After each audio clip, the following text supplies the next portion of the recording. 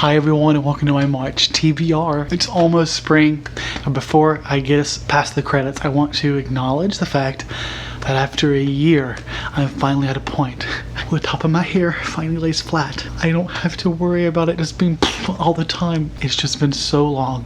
While I was giving myself a buzz cut and I finally tried something different, and after like 2 months of doing that, it finally looks like moderately fine without me doing anything to it. And I'm so thrilled. On to my TBR.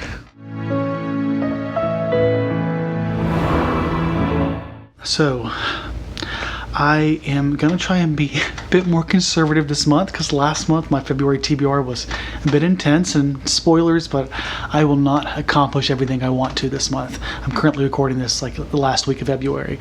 Nevertheless, I'm still got some fairly ambitious set of goals, and maybe eventually I'll get tired of me failing and start lowering that. But right now, I have what I think is moderately achievable. I'm going to start with the physical books that I have. There are several arcs that I want to prioritize this month as well, as I have the past couple months actually. It's like the year of arcs. I have to get my numbers up. Let's start with, I think, the most intimidating thing of the month that really will take up a lot of my time.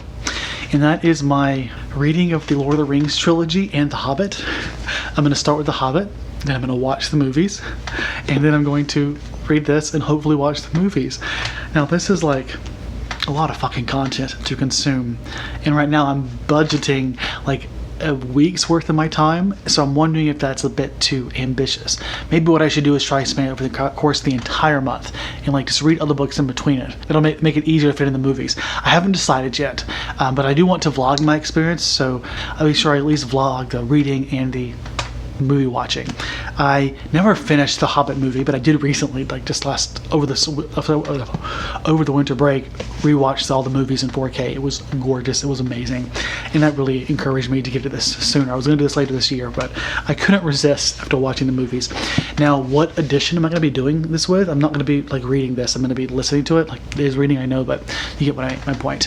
And I'm going to be listening not to the traditional Audible version, which is kind of old, not my favorite. Instead, I'm listening to a fan edition. I don't remember the name of it, but I think I'll put the cover here. It was a fan edition where he basically narrated himself, but he takes excerpts from the traditional film, from the actual film's soundtrack, as well as I think some excerpts from the film, like vocalized, as well as some excerpts from the BBC adaptation of them, which are both of them obviously are curtailed or abridged. So it's not the entire thing, but I've listened to some samples and it seems like really immersive. The one drawback there is that when this gets sort of this graphic immersive experience isn't as conducive to fast forwarding, which may be another reason why my TBR might be in shambles this month. Hard to estimate how long this chunker will take me, but I'm excited. It seems to have some really good reviews. Obviously, because it's a fan-made edition, it's not something you can buy. If you Google it, fan-made Lord of the Rings edition, you'll have it. That said, I will be listening to, I haven't decided yet, damn it. I need recommendations. There are 2 versions of this. We have, I think, the Martin, whatever his last name, but it's also the new one that was recently done during the pandemic by the guy who played Gollum. I know this. He also played in Planet of the Apes. Damn it, I don't remember his name.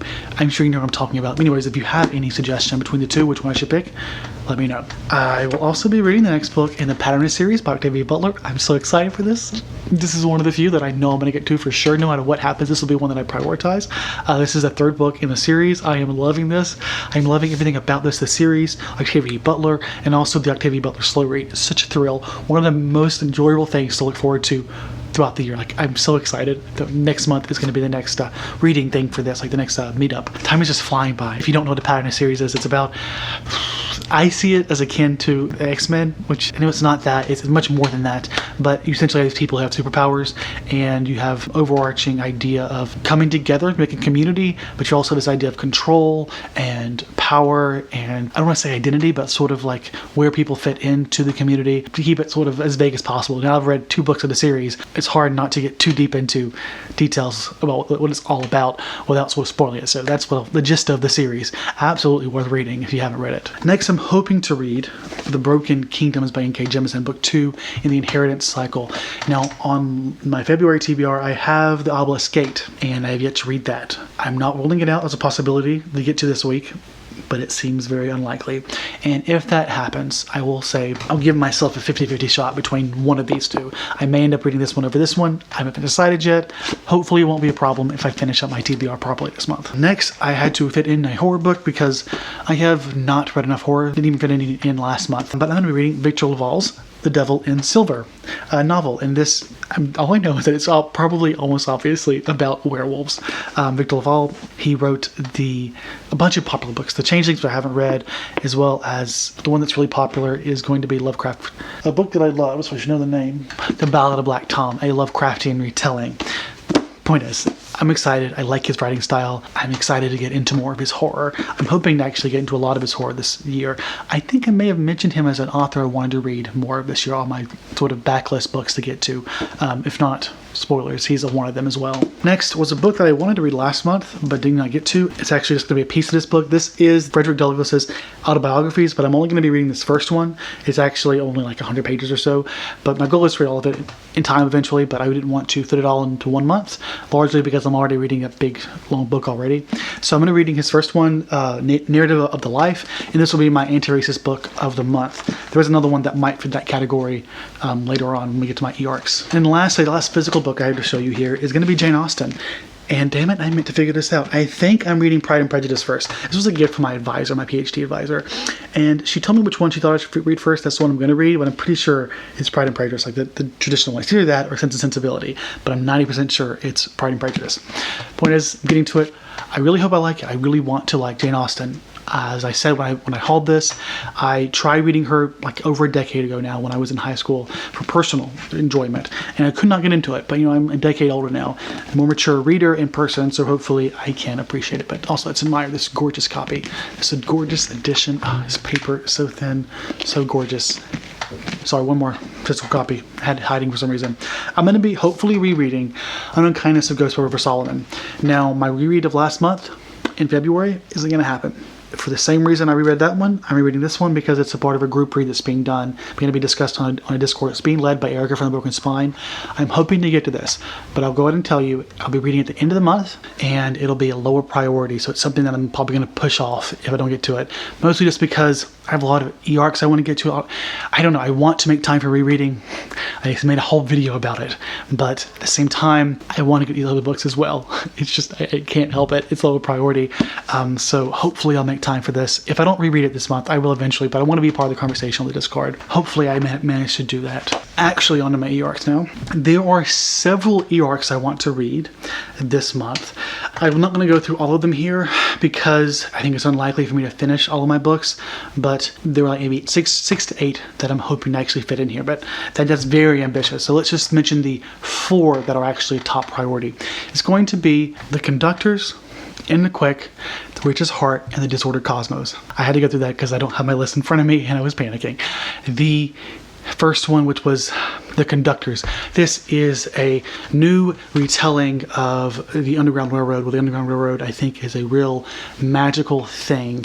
This I'll be reading fresh off of having read The Underground Railroad by Colson Whitehead. So it'll be interesting to see how they compare.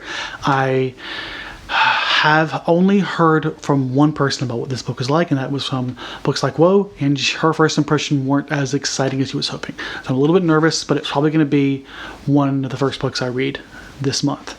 So I promise to read it, and hopefully I'll enjoy it.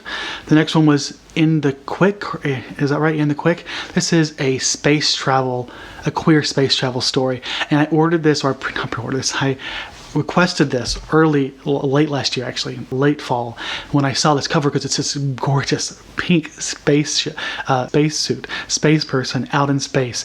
And then when I read about it being sort of space travel and queer, that was really enough to hook me in. I don't know much more about it besides that, but I'm psyched. I mean, I want a good queer space travel story or something space travel related. As I said plenty of times before, I'm a planetary scientist. I love space travel, and I'm hoping for a fun, really enjoyable ride, and I wanted to be really queer too, obviously. And then there was The Witch's Heart, which was one that I requested long ago, last year, and they were so slow to give me a request, and I got it like late last month. And I was like, fuck, now how am I supposed to fit this into my TBR? This was just published. Do you want me to read it? You didn't give me any heads up, but I'm going to make it work. It's out now. I'm going to listen to the audiobook. It actually fits really well because I have the audiobook. And then lastly, The Disordered Cosmos. This is one that comes out later this month. All these others come out I want to say like the second day of March. The Witch's Heart came out early or late in February. But the Disordered Cosmos comes out mid-March, and this is a memoir by a black physicist. I actually think she might be queer, but I do not remember if I'm remembering the right author. And this may fit my anti-racist category, but this is about more than just her race. It's about what it's like to be a physicist, her life in that journey. So I'm interested in it from all sides, and I'm really excited to get to this. The cover is gorgeous, and the premise has got me really excited for it, honestly, which is why I'm making it a priority e-arc among those that I'm reading. And of the 4 e-arcs that I mentioned, I will be reading all of them for sure. That is a guarantee. The others that I'm not mentioning, hopefully, I'll have to talk about as well. But those are the books that are on my TBR this month. The only special thing I'm doing is my Lord of the Rings reading vlog, I suppose. I'm not participating in any sort of readathon, but next month, April, is the space-themed Buzzwordathon, and I'm really psyched for that. But I won't get ahead of myself. As always, thank you all so much for watching. Let me know if you've read any of these. As I've said before, I want to know which ones I should be most excited for, how you thought about them. And as always, have a great day and stay safe. Goodbye, everyone.